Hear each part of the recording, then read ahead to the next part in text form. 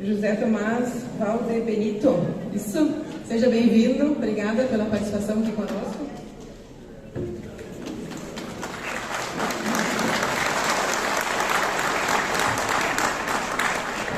Alô?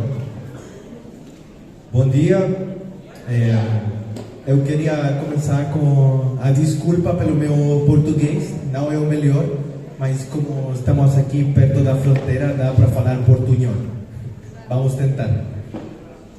Bom, meu nome é José Tomás Valdebenito, sou médico veterinário, eu dirijo a empresa Buckfast Chile.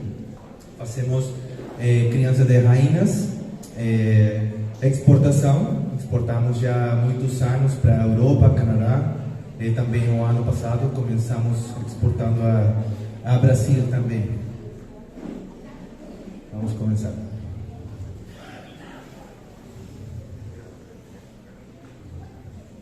Como que é?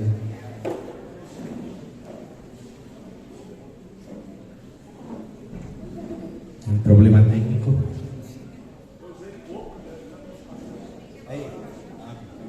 Um pouco lento, um pouco devagar. Bom, vamos começar aqui. Para continuar com a minha apresentação, eu queria comentar um pouco da minha experiência. Eu comecei trabalhando numa empresa da agricultura grande no Chile, fazendo o primeiro monitoramento das doenças, observação microscópica. Mas depois de um ano, eu já viajei. Eu comecei viajando aqui na ilha de Hawaii.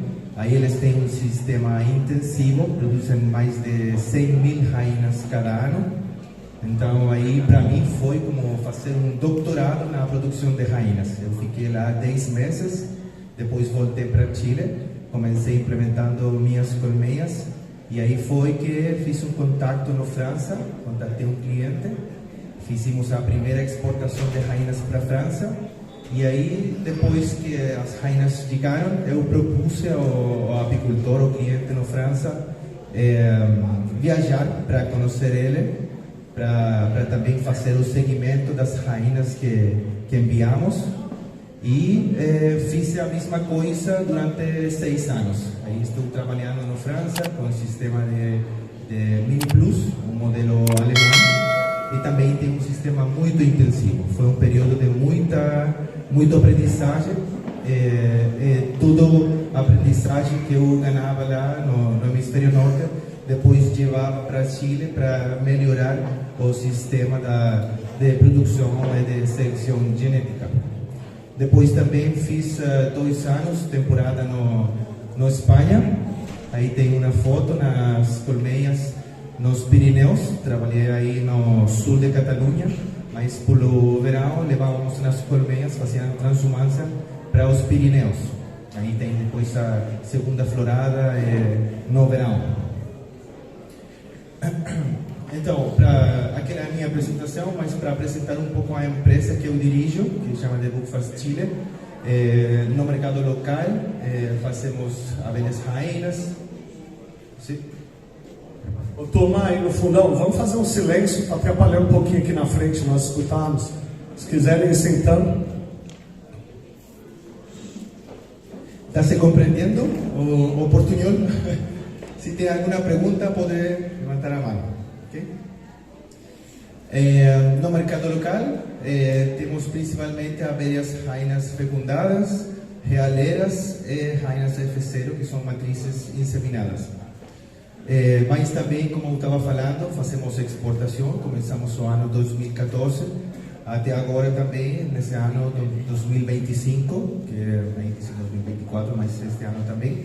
Então já levamos 12 anos consecutivos enviando rainhas para o mercado de exportação, principalmente França, enviamos 10 anos lá, Itália 5 anos, enviamos também para a Alemanha, Canadá, que é um mercado muito grande, Canadá. E, como eu comentava também antes, enviamos rainhas para o Brasil o ano passado. Foi a primeira exportação oficial de rainhas do Chile para o Brasil. Para falar um pouco do contexto de porque Buckfast, acho que muitos conhecem a história do irmão Adam. O irmão Adam aqui é um monge benedictino, que ele morava na abadia Buckfast, estava encarregado das abelhas aí na abadia. Aí tem seu primeiro livro, que aí ele falava de como que era o sistema de apicultura, como que era a abelha que eles tinham aí, que era a abelha local, a abelha melífera. E até o ano 1915, que chegou a epidemia de acariose no Reino Unido.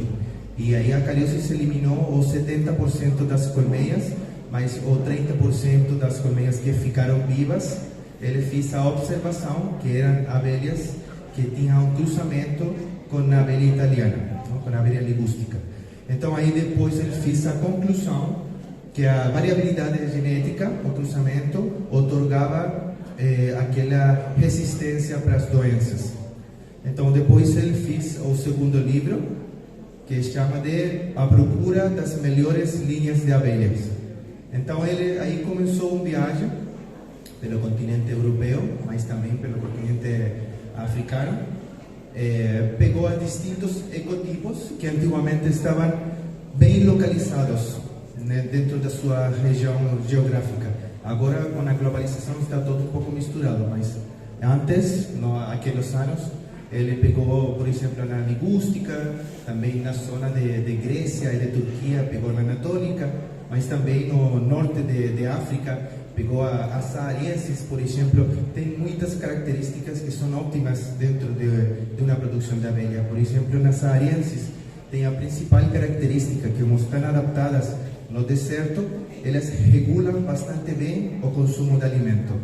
Então, todas aquelas características, o irmão Adam levava depois para a abadia, aqui no Buckfast, na abadia Buckfast, e tentava misturar, fazendo cruzamentos, até que depois finalizou com as melhores características de cada um e chamou da abelha Buckfast.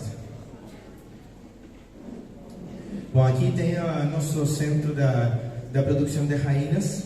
Aqui é a oficina, não? Que trabalhamos cada dia. Tem aqui um laboratório, depois vou mostrar as fotos daquele. Tem aqui núcleos, onde introduzimos as rainhas inseminadas, mas também tem colmeias que são iniciadoras e produtoras de realeiras. Só para comentar um pouco de como que é o sistema de produção de realeiras. Tem um sistema rotativo, fazemos traslarve cada 2 dias durante toda a temporada. Começamos com o grupo 1, com a preparação, depois traslarve, depois grupo 2, grupo 3, até que fazemos o traslarve no grupo 3, e aí depois voltamos para o grupo 1. Então é um sistema que não para. Depois, quando voltamos, pegamos as realeiras, levamos para a iniciadora, e também fazemos a destruição das realeiras naturais feitas por elas. Retiramos um marco com mel e introduzimos um marco com cria de abelha, para incentivar a produção de realeiras constantemente. Mas também a alimentação, não é muito importante para obter rainhas de boa qualidade, que a nutrição seja suplementada, tanto com pólen como sirope. Aqui tem a incubadora que utilizamos. É muito importante que a umidade se mantenha no 34 graus, 34,5 é a ideal, umidade 70%.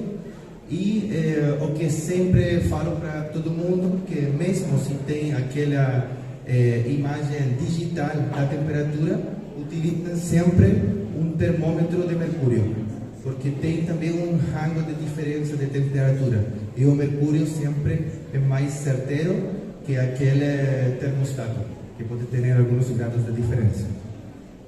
Então aqui na incubadora tem distintos níveis, então tem sempre 3 lotes de maneira simultânea dentro da incubadora. Os registros são muito importantes, por isso desenhamos aquele livro de registros para os traslarves, onde tem informação da data de traslarve, o código da mãe que utilizamos, data das celdas, quando tem 5 dias, que é quando estão já operculadas e podemos levar para a incubadora, a quantidade de celdas que foram aceitadas A data das celdas com 10 dias, que é essa data quando as celdas já podem ser introduzidas dentro dos núcleos. O que a apiária de fecundação foi introduzida, a data de fecundação, que normalmente é depois de 2 semanas da introdução das celdas, e a porcentagem de fecundação. Assim levamos o registro de tudo.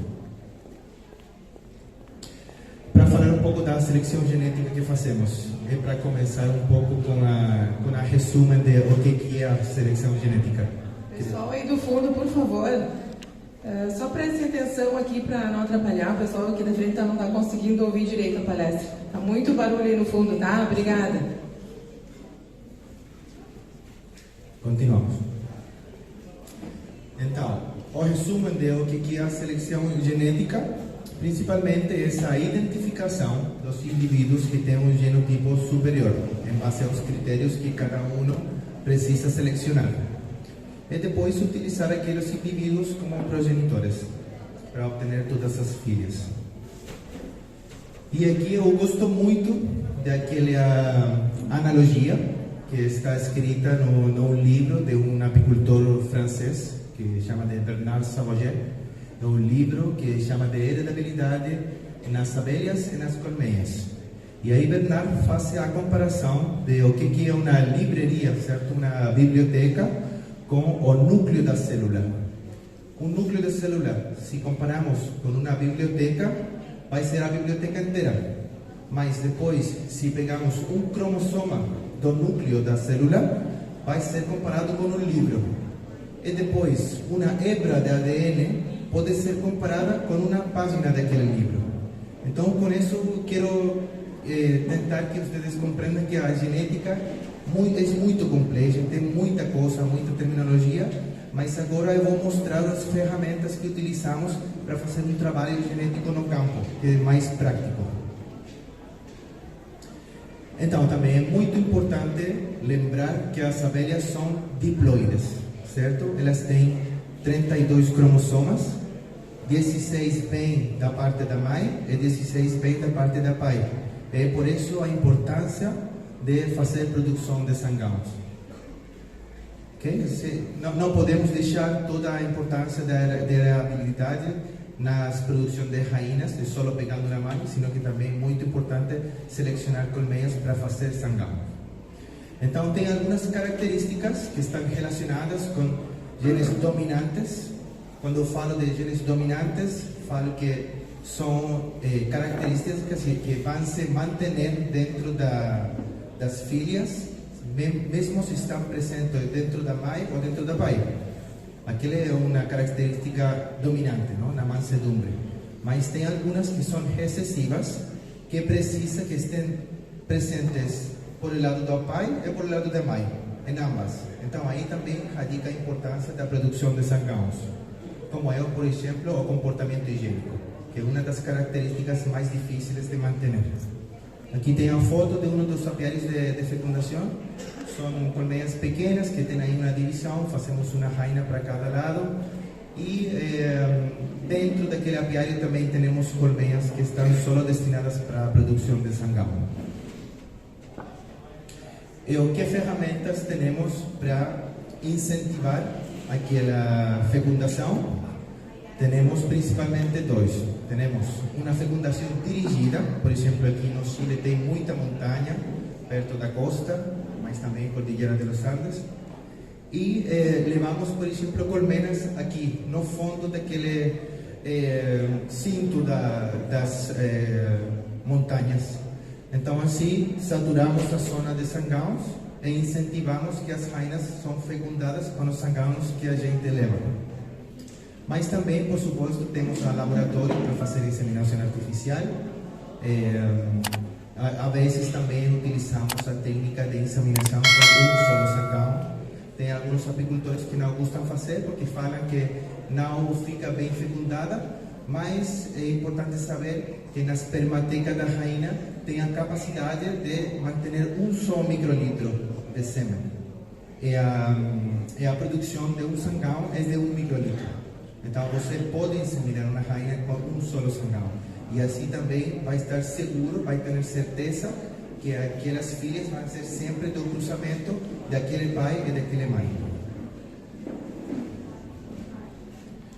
Mesma coisa fazem os amigos da empresa Bukfast Holanda, que eu visitei já há 2 ou 3 anos, que fazem a fecundação dirigida aí na ilha de Marken, que fica um pouco mais norte do Amsterdã. Eles levam também aquelas colmeias que estão cheias de sangaus e fecundam com aqueles núcleos minis. Apicultores com muita experiência e fazem um trabalho muito exitoso. Agora, queria lhes mostrar o método que estamos utilizando, que é um método bem inovador, um trabalho novo que eu aprendi na França, que eles estão fazendo um trabalho de pesquisa com apicultores da Alemanha também, que é o sistema de seleção genética Blue. É um sistema de seleção de genética animal que está já se utilizando, por exemplo, no gado de leite. É um sistema bioestadístico quantitativo, que com a ajuda de um software, aquele que está aí, podemos selecionar com maior certeza quais são os melhores progenitores. Aqui tem aquela fórmula que é só para uma referência. Não somos matemáticos nem estadísticos, somos apicultores, mas é a fórmula que o software aplica. Tem que ter dados, por exemplo, de heredabilidade, de repetibilidade, mas também de muitos fatores que uno tem que levar ao registro, que é o pedigree das abelhas, os dados de produção que queremos evaluar. Pode ser dados de produção de mel, ou, por exemplo, resultados de comportamento higiênico, mas também os dados de fatores que vão influenciar aquela produção, como é, por exemplo, na pluviometria, o estado sanitário das colmeias, e se levamos registro quantitativo e numérico de cada um, podemos insertar todos aqueles dados aqui no software, e o software vai nos entregar um valor genético. E aquele valor genético, o mais importante, é que vai deixar de lado a subjetividade das distintos criadores. Porque se você tem uma rainha, pode ser que aquela rainha é boa para alguns, mas para outros não é boa.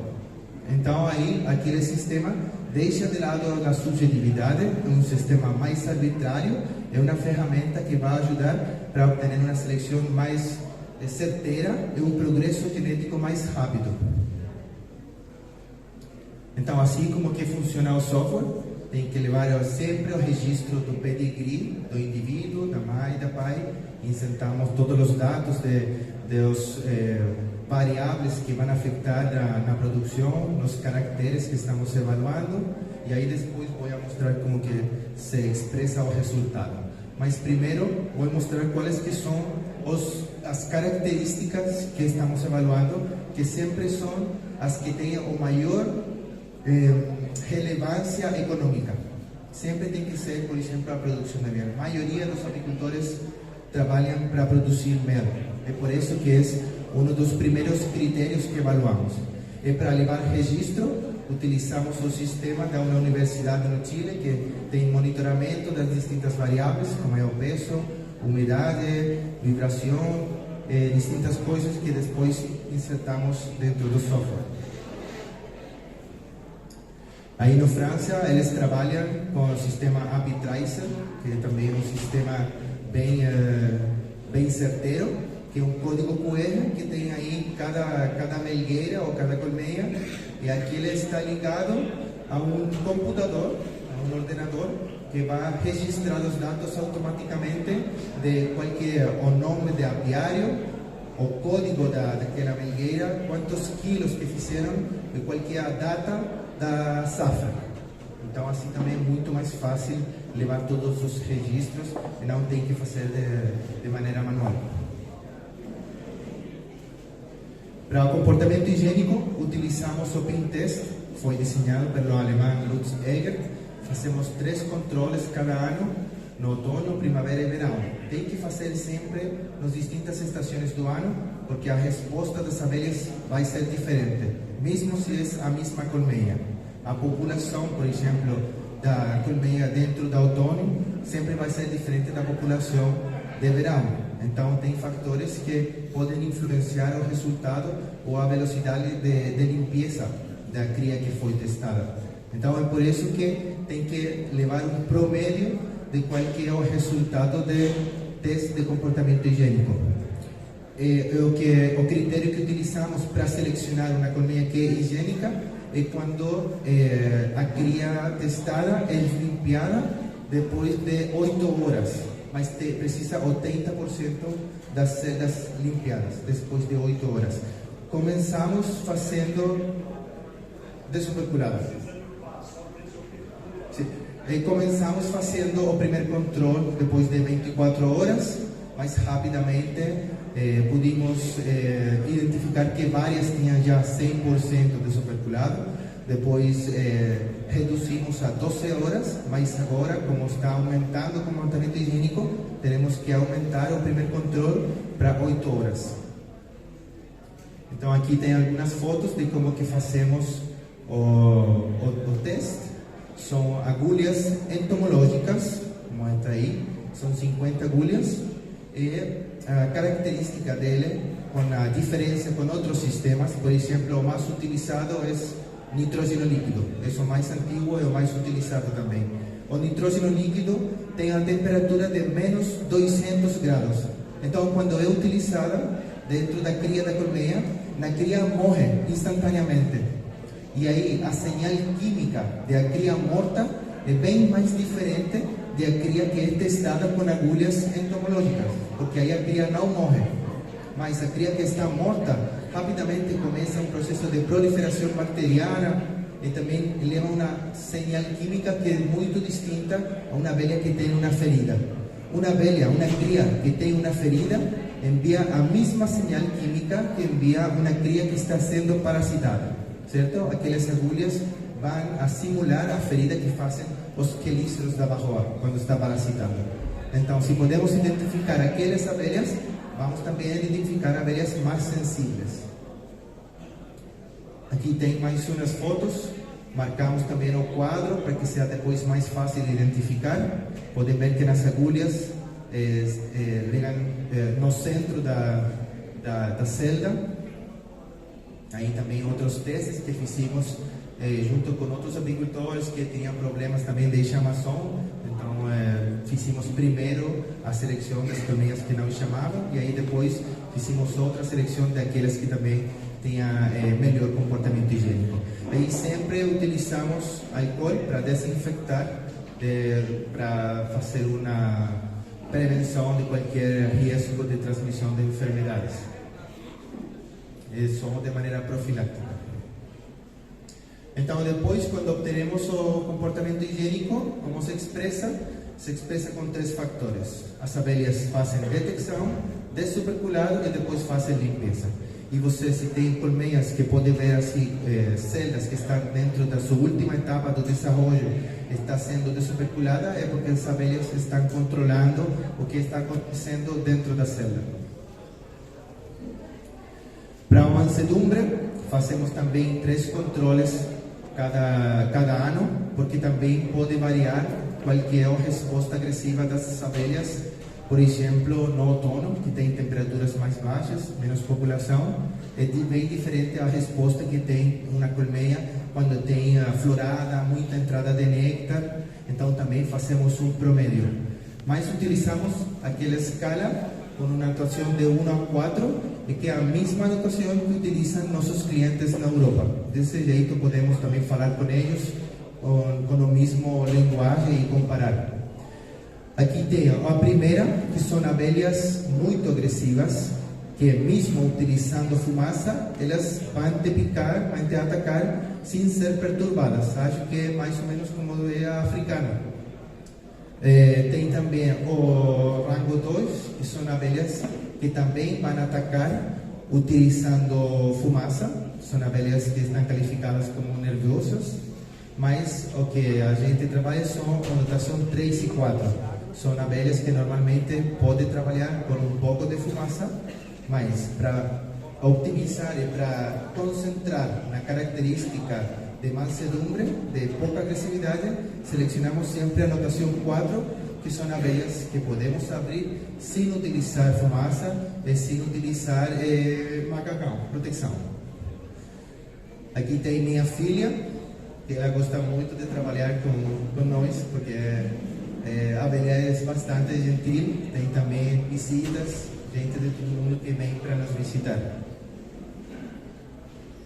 E aqui tem os resultados, como que são expressados. Depois que introduzimos todos aqueles dados dentro da software, tem aqui os resultados de, por exemplo, aquela rainha com aquele pedigree, que tem o pedigree da mãe e da pai, que tem que ter sempre registro. E tem aqui o valor genético de mel, que aí diz que é 138. E o que significa? Significa que aquela rainha é 38% mais produtiva do mel que o resto de todas as colmeias. Então, se queremos promover a produção de mel, é aquela que vamos selecionar. Mesma coisa com o valor genético de comportamento higiênico. Aquela rainha é 32% mais higiênica que o resto da população. E também com a mansedumbre, não? Aquelas são muito mais mansas, mais tranquilas que o resto. Depois, para manter todas as características dentro das colmeias, fazemos uma ponderação das características, sempre dando mais importância àquelas que têm maior relevância econômica, que é sempre na produção de mel. Então, para a produção de mel, damos um 40%, comportamento higiênico 30%, mansedumbre 30%. E aí depois obteremos o valor genético global de todas as abelhas que foram testadas, e temos que aquela aqui é um 37% mais produtora de mel, mais higiênica e mais mansa que todo o resto da população. As vantagens daquele sistema é aplicável para todas as características que são heredáveis. Tem também um índice de pedigree, que é a referência que ajuda para selecionar as mães que precisamos, e que também permite um rápido progresso genético. Mas as desvantagens também é que precisa de manejos técnicos das colmeias, requer também segmento genealógico, que pode ser também um trabalho duro, não? Levar de registros e tudo, e também demanda muito tempo. Aqui tem outras ferramentas que utilizamos depois que identificamos aquelas que são mais produtivas, para depois saber qual que é a informação genética delas. É um sistema que colaboramos com a universidade, na faculdade no Chile, na faculdade de veterinária, que fazem estudo de ADN mitocondrial. Então, assim sabemos qual é a origem e também nos ajuda para obter o pedigree. Mesma coisa com análise de morfometria geométrica das alas, que tem aqui algumas páginas que têm acesso público a elas. Só tem que tomar uma foto com o microscópio e aí ele vai medir os capilares das alas e vai te entregar o que grupo pertence cada uma. Por exemplo, aqui temos um resultado de como que é a avaliação. Tem no Chile principalmente a Apis mellifera cárnica, está representado por aquele círculo azul. Não sei se dá para ver o laço, mas aquele círculo azul representa a ligústica, aquele mais color laranja cárnica, mas também tem presença da anatólica e também de monticola. Aquele é o resultado que é muito ótimo, porque sabemos que existe uma variabilidade genética, e é isso que vai aumentar o valor, o vigor híbrido das abelhas. E aqui só para finalizar, queria comentar um trabalho que estamos fazendo em colaboração com um laboratório da Europa, Dalan Animal Health, que também está começando agora a trabalhar nos Estados Unidos. Eles enviaram umas amostras da primeira vacina criada para as abelhas, é a vacina contra a Penibacillus larvae, e é uma vacina que é a bactéria inativada. Se inativa levando para alta temperatura, 124 graus por 15 minutos, certo? Autoclave. E o mecanismo de ação é o seguinte: quando a vacina é mesclada com o candy de abelha, as abelhas vão consumir o candy depois elas vão alimentar a rainha e o antígeno vai ser alocado dentro da ovariola das rainhas. Então depois a transmissão da imunidade é vertical. Cada ovo que a rainha vai poner vai nascer com a imunidade. Pessoal do fundo aí, por favor, tá muito barulho aqui na frente. Pessoal, vamos prestar atenção aqui, é uma palestra muito importante. A palestra veio do Chile aqui para passar a experiência dele. Eu acho que vale a pena prestar atenção alguns minutos. Obrigada. Bom, aqui tem algumas fotos de quando foi a preparação e vacinação das rainhas. É um trabalho que é muito importante para nós, porque dentro do mercado dos Estados Unidos e Canadá está já se vendendo muitas rainhas vacunadas. O preço é interessante, tem rainhas que são vendidas a 90, 100 dólares.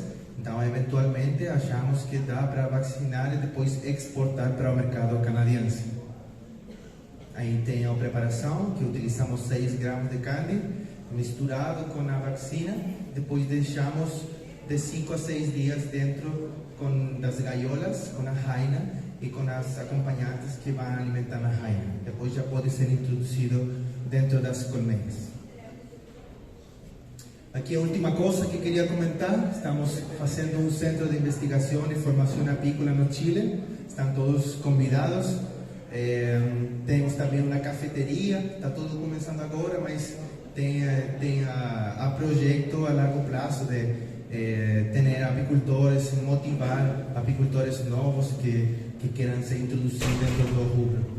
Também tem dentro da cidade que a gente mora, temos outro empreendimento que é um hotel, Hotel Big House.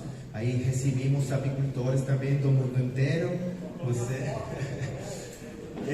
E aí também recebemos trabalhadores de outras partes do mundo que vêm. E é um lugar para congregar, certo? Para compartilhar experiências com apicultores e também para passar um momento agradável. Agora, só para terminar, eu queria entregar a minha apreciação com aquela, não é polêmica, mas é a diferença de opiniões que tem muitos apicultores aqui no Brasil com a abelha africanizada e com a abelha europeia. Eu acho que a luta não é contra a abelha europeia. Acho que a luta é com o trabalho irresponsável de apicultores que não fazem monitoramento de doenças, que não fazem troca de rainhas, que não fazem troca de cera, e também principalmente com contrabando. Eu sei que é muito contrabando. Cada ano no Brasil entram muitas rainhas que não têm certificação sanitária, e a gente está fazendo um trabalho sério, não? Temos certificação sanitária do Ministério da Agricultura, que permite nos chegar a países que têm as mais altas exigências sanitárias, como a Europa ou o Canadá. Então, aqui estamos com a comitiva das 7 empresas chilenas, todas aqui presentes, e todos são criadores profissionais. Se eu fosse o diretor técnico da Seleção Nacional de Apicultores Chilenos, todos eles estariam no meu equipo.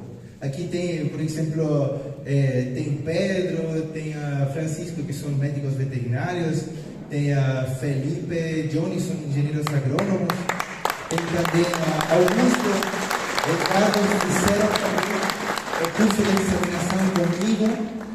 Tem também, inclusive, tem Roger e tem Ernesto, que são apicultores peruanos que agora moram no Chile. Eles tinham experiência com a abelha africanizada, mas eles agora mudaram, moram no Chile, montaram suas empresas lá, porque compreendem que podem fazer um trabalho a maior escala e também obtendo uma maior produção, fazendo um trabalho sempre profissional.